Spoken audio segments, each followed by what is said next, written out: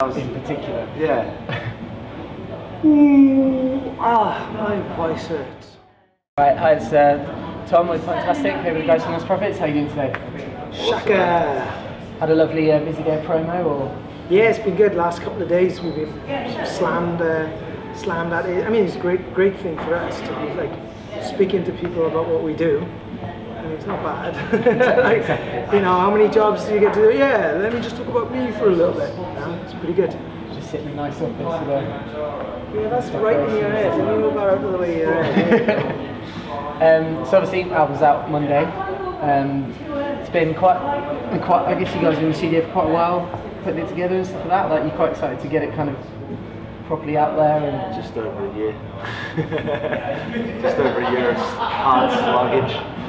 So yeah. Yeah, no, it's great. It's one of those things where like it doesn't take that length of time to actually record it and do it. yeah. There's a lot of factors involved. You know what I mean? If you miss a window of opportunity to get it out before a certain time, then you've got to push that back, and you're always at risk then of kind of overthinking it a little bit, or revisiting things which were done, which tends to happen with us in a band because there's 6 creative people. Some of us are a bit ADD.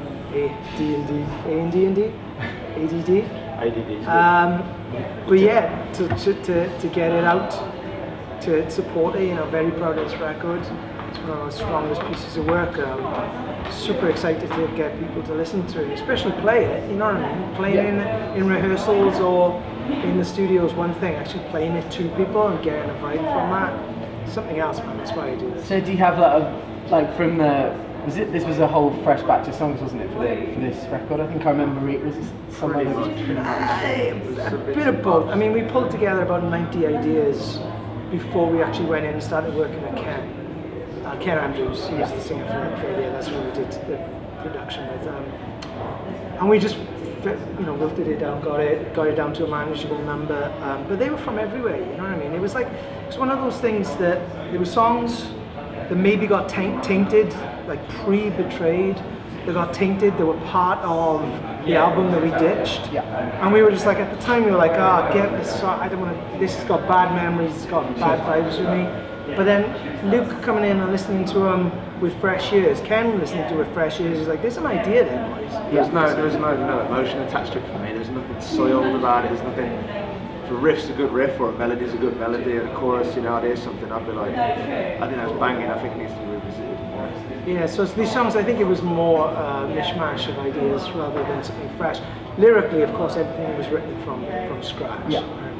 Ian got to say and exercise his demons on the last record, and there's so many times while actually writing this record where lyrically he was like, this feels really weird, I feel like I'm doing Fix and Progress again. It feels like a brand new beginning. And that's kind of like carried on through everything, we feel like, we outsource all of our contracts, just through time, you know what I mean? So we've got a brand new team, everyone's on board, the record sounds fresh, lyrically it sounds like we've got into our stride, and I was just speaking to somebody earlier on, it almost felt like we were practicing, not to put the other records down, but we were practicing and trying and practicing and practicing. Now this is the event, this is the big day, and it feels like we've really got our stride. We don't think about it too much anymore, we just trust ourselves, and The Weapons is an example of the essence of the band coming through because of that, you know what I mean? It's not like listening, what's going on, maybe we should, there's not that much in the way of second guessing anymore. We've been doing it long enough now to trust our own values. So like you said about kind of the album that you kind of dropped and kind of came back to, and with obviously Betrayed was kind of, we need to get a record out because it's it wasn't that. But this time it's more like, we got like, we can take a fresh look at everything. The Betrayed wasn't, we have to get a record out. If that was the case, if we felt that, we would have put out the first one. Yeah, sure. Do you know what I mean? It was like, what we are, we're an honest band.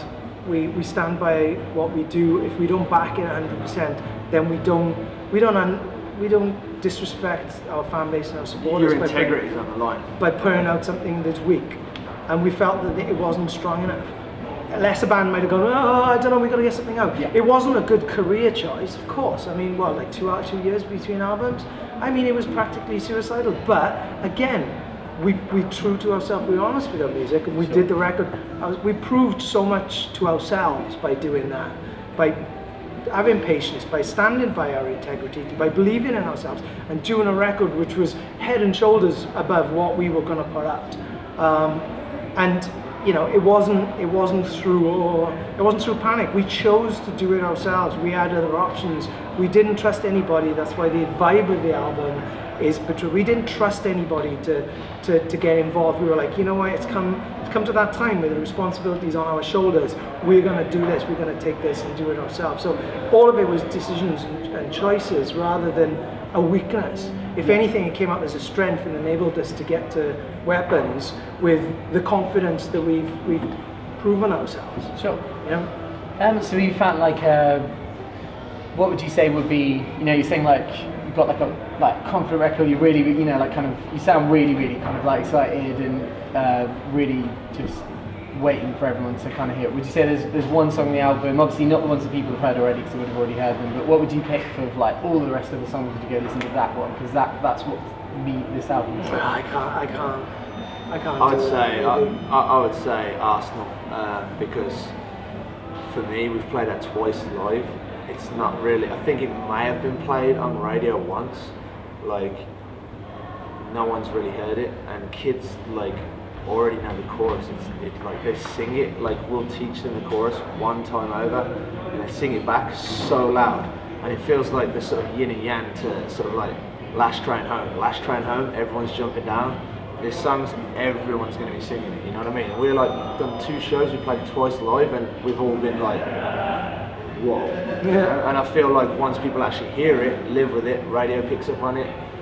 It's like the song that could be adapted on the football terraces, you know what I mean? It's like total sort of anthemic, way, you know what I mean? So yeah. I feel that's going to carry a lot of vibe and a lot of weight. So that one won't be out of the set anytime soon then, that'll be one you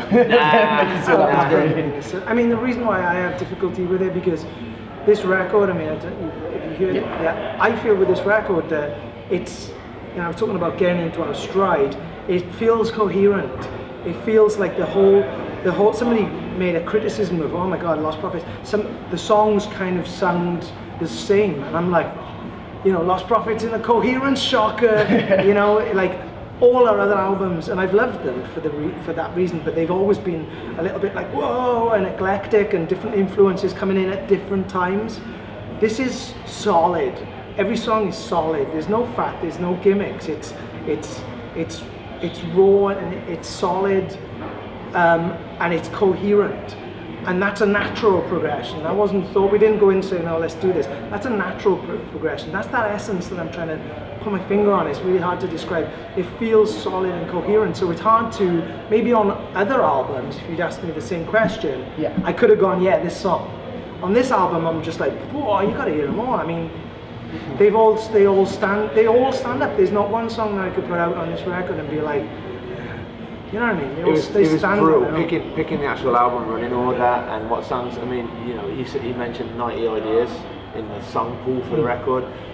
That was tough enough. Being like, let's just pick these songs, work on these. You know, so we picked like 15 to 18 songs to work on.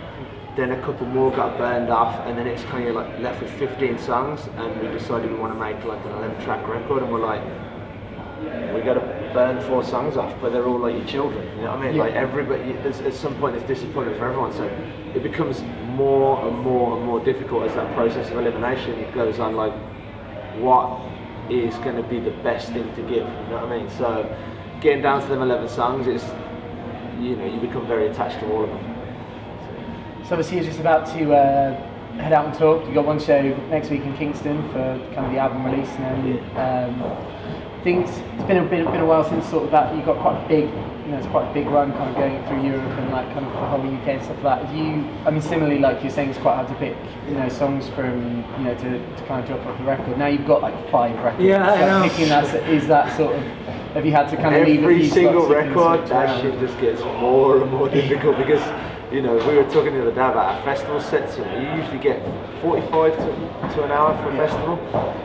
3 singles off every record. You're kind of like very limited. Like you can, but I mean at a festival, if you've got an audience of 80,000 people in front of you, you just want to play the anthems, the banging shit.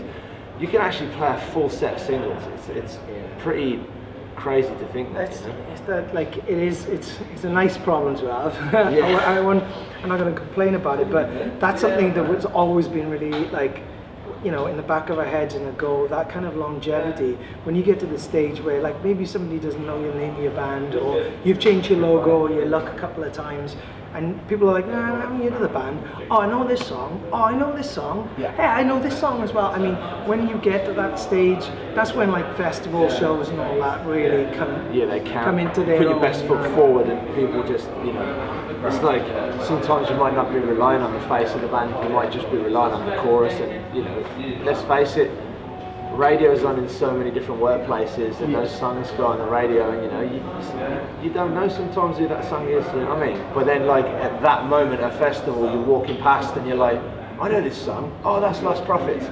That's another fan right there. Yeah. You know what I mean? And so it's actually it's huge. You know? I guess the bigger the festival is, the more likely it is people can get. I Yeah, know it, totally. but now I've made the connection. Yeah, sort yeah. of thing. So many people come up saying, I didn't know you did that song. I didn't know that was you. You know what I mean? It was just mad. like, that's awesome. Last year, actually, we played V Festival. We were sandwiched in between Bruno Mars and Plan B. That's like big pop acts. So we were kind of not out of place, but you know, we got pop songs, but we were kind of like on the heavier side on the bill, you know. And we went out there, and it was just like, all right, here's Last Train Home, Where We Belong, you know, rooftops, and people. It was just like huge. People singing it, and it's just like amazing. You know what I mean? So I kind of think, would you say, obviously you've got a kind of variety of bands out on the tours recently, and are there any bands from, obviously you've been been heavily involved in kind of like originally kind of South Wales scene, coming like kind of that way. Are there any bands that are around at the moment that you just kind of found out in the last like kind of year or so that you really like, that you haven't? The hot, not in the last year or so for this one, but the hot sort of like, you know, the sticky topic in the band at the minute is Young Guns, because like everyone's loving off that new record, you know. And so your Bones is getting spun a lot right now. So that's a talking point in the band. But yeah, there's Sharks just put out a new record, which is awesome, and I've always been a fan of that band, and I feel like that's going to sort of like gaining a lot of momentum. But it's definitely, I'm getting a lot of bands come through like my Twitter. A friend of mine who's the hardcore kid in Los Angeles is just like, you heard of that British band? I can't even remember what it's called. That's awesome. Good for you, man. I hate that. What's it called? Fight the Rhino, what are they called? Feed the Rhino, that's it, yeah. And I was like, no, I haven't heard of them. He's like, they're wicked. And I was like, all right, cool, sounds a bit, you know, fearsome. And I went and checked them out on YouTube, and I was like, straight in there. Loved it, you know what I mean? So there's a lot of stuff coming through that I think is trickling through, but it's going to gain momentum, you know what I mean? You're going to see a lot of fresh stuff over the next 18 months. Young Guns definitely, with that Bones record, stepped up to that, powered up to that next level. The songs on there are great. Have you seen those guys since they've released it? Since they've been dropping a few more songs on set? No, I mean, we hopefully, I don't know, can we talk about it? Talk about.